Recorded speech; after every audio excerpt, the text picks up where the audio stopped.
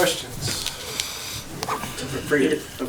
If you could just express how frustrating this must be, because y'all played well, but not being able to hit from the three-point line and everything, it's just too much to overcome.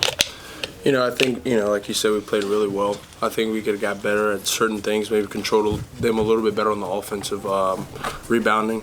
But I thought we played well overall. I think we just have to tighten up a little bit of things, especially, like I said, the offensive rebounding. But credit to all the guys. We played really hard, and it was a fun environment. What does it say about your team when you do look at the free throw line and the three-point line and then see what the score line was and how you can – what was the difference in it for y'all that y'all were able to stay in it with that kind of disparity in the stat line? Coach talks about the game, college basketball being a really thin line, and you saw it tonight.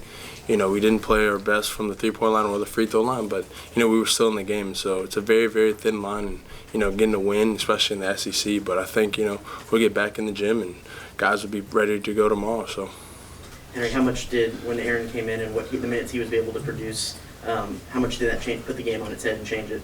It was unbelievable. He's a guy who works hard every day. Came in there and rebounded his tail off. Credit to him, man. He's been working super hard on this, and I know it's a big stage, and for him to perform this well on this large of a stage says, to who he is and a lot about his character. So I thank him for that. And Aaron, for a game that they're the #1 rebounding team in the nation, is that a game you kind of salivate over, and how much were you wanting to get into this game and do what you do? I can't even talk right now. Can you repeat that again? Yeah. Just how much were you excited about the opportunity in this game to go up against some of the best in the rebounding, knowing that that's one of your key roles? I think we coming into this, we already how we prepare is how we prepare for any other game. Like we was the whole game we was already thinking about Oscar the whole entire time. So we had to take him out first, and in order to take him out, that helped basically lessen the pain. Aaron, why do you think you were so successful? Basically picking back off of what Henry was talking about, just working hard. That's all I do every time I get on the court. So. Henry, you guys asked the students to come out and make this place a home court advantage. How much of a role did that play tonight as the largest crowd ever reading? It was awesome.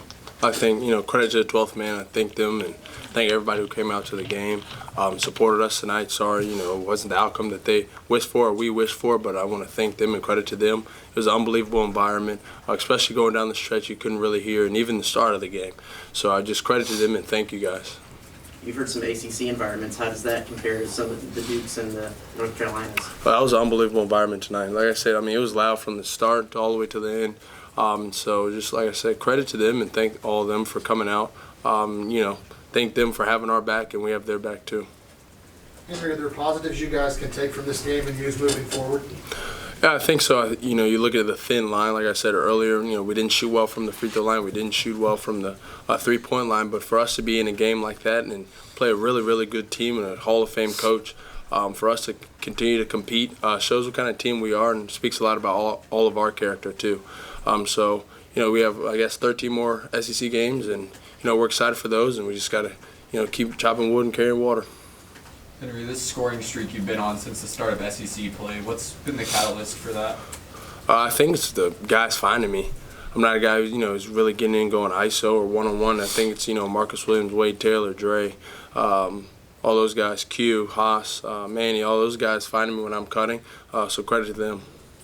At the end of the game there, I think in the last minute, Coach takes 2 timeouts kind of late in the shot clock to set up a play. I think there was 2 turnovers on those, or a missed shot and a turnover.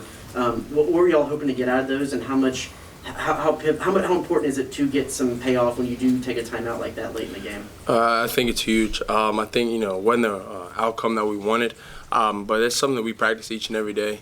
I know we'll keep drilling that, keep practicing late game and sideline out of bounds, baseline out of bounds. Those, like you said, and like you saw, those are crucial moments, and those are momentum shifting moments, and so we just have to keep capitalizing off those.